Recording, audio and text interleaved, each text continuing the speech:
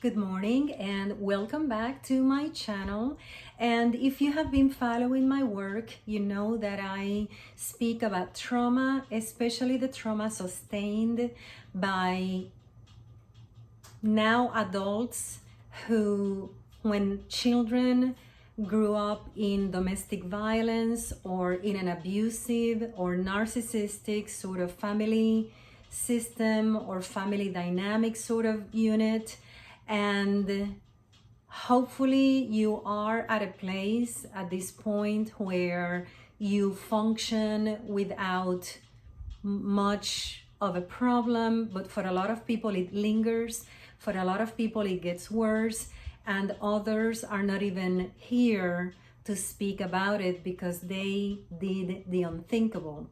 And so when I was going through my own trauma, I know that I didn't have the channels that we have today. So typically I consider social media to be detrimental to your health in a certain way, but at the same time, you can actually find so many people online telling you very similar stories to the ones that you hear here in my channel. So it's not a rare situation, but it happens just all too often.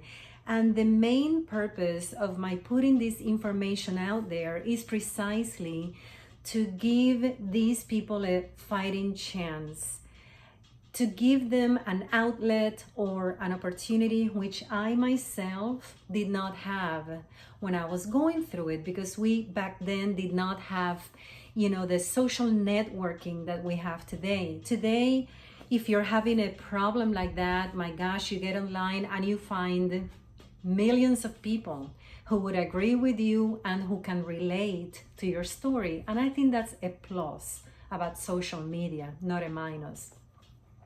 But having said that, I wanted to thank each and every one of you who watches my channel. You're making a tremendous difference, and I appreciate each and every one of you who has subscribed and those who have not subscribed but who still watch my channel, because it is an important message that I have to put out there.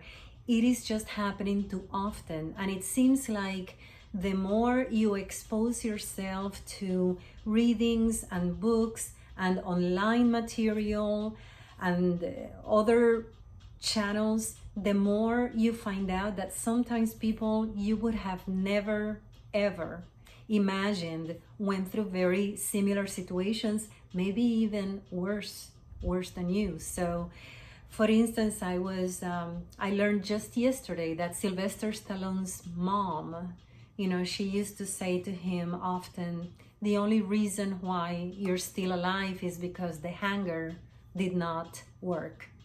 In other words, the mother, Sylvester Stallone's mom, did try to have an abortion. And for some reason, God had different plans for Sly. And thank God, because we have benefited, right, a lot from his skills and talents in movies, but also thank God because we have one more human life saved. So other people had it much worse, believe you me, than I did, and possibly you.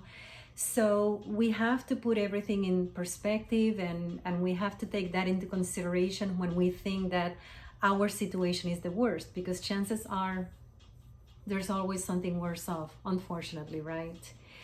But hopefully one day we will see changes. In the meantime, I have made it my goal to make sure that as much as I can, I share with the viewers situations through which I went and what I did to improve my situation or to even get rid of the manifestations of trauma. And I do have one small anecdote for you. I did write a book about my life growing up in domestic violence and in dysfunction, and it is called Cone of Silence, and it is you can get it on Amazon. But I don't think that I got to write about this particular anecdote. I don't think I included it, so let me share it with you now. So my mom was fixing dinner, and she had just had a baby, my brother. And my father and she and my siblings, we were all having a conversation in the kitchen as she was getting ready to prepare dinner. She was holding the baby, my brother. And we had a kitchen. Today we would have like a butcher block or some kind of a, but this was back then in the 70s, so this would have been, you know, like it looks like a bar, like a tall bar, maybe linoleum top, and that's where mothers used to cut the onions and the tomatoes and the vegetables and would put the grocery bags on there, etc., right? So it sort of divided the kitchen from the living room. From the dining room. That's where you usually sit down to have lunch and dinner. So there was this little bar and maybe some stools, you know, there, etc.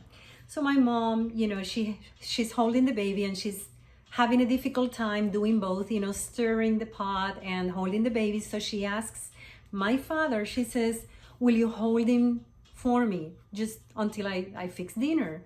And my dad, well, sure, he took on the responsibility. He got the baby from my mom and he got involved in the conversation, and he turned around without anybody's noticing because we were all engaged in conversation, and he placed the baby on the bar, my brother on the bar. And he kept talking. He turned around and he kept talking. Somehow, this baby just rolled over, I guess like babies do, and onto the floor.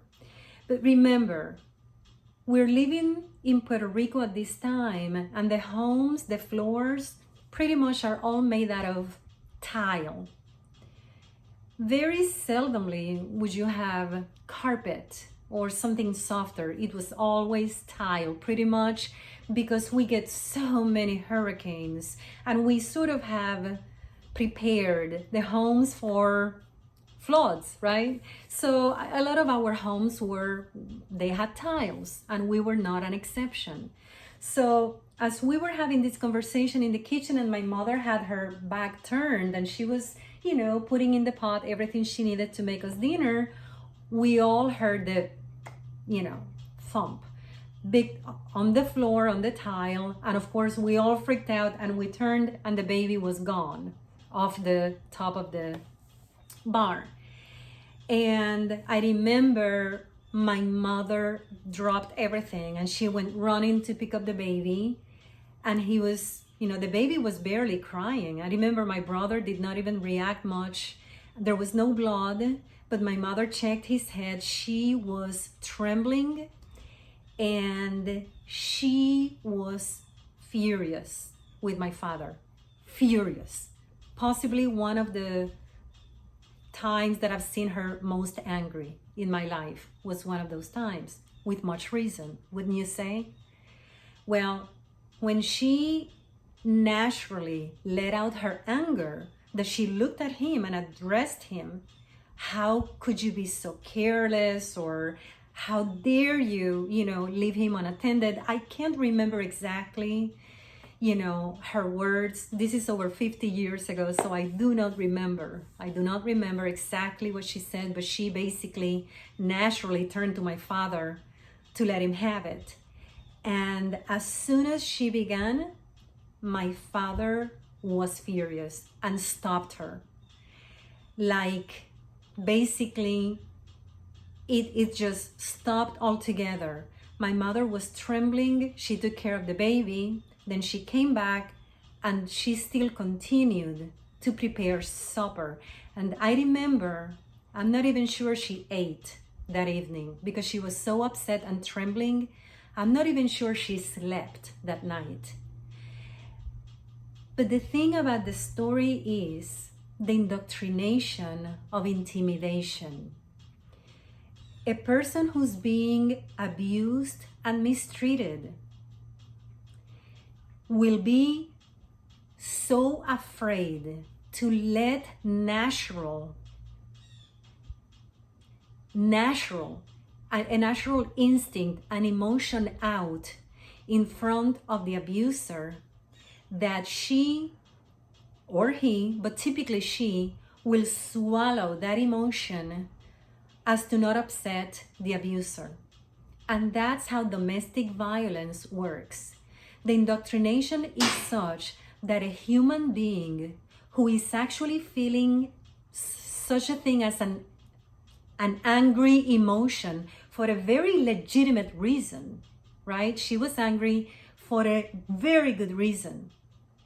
She cannot even feel that pain, that emotion, and let it out because the fear is such that she'd rather not make him upset. So that is, it might be extreme, but somehow that situation got out of hand. Because I promise you that when they first met, that was not the extreme that he showed. That happens progressively. And that's why you have to look for red flags and signs in people. And I'm talking about spousal relationships. I am talking about sibling relationships. I am talking about parental relationships. I am talking about co-workers and employers, church leaders, anybody who's showing a red flag of attempting to indoctrinate you, to silence you, you really, really have to get out of there on time, okay? And I am saying to you, the opposite of what professionals, which I am not, will tell you. Professionals will tell you, I will teach you how to navigate through that. No, I am here to tell you, do not navigate through anything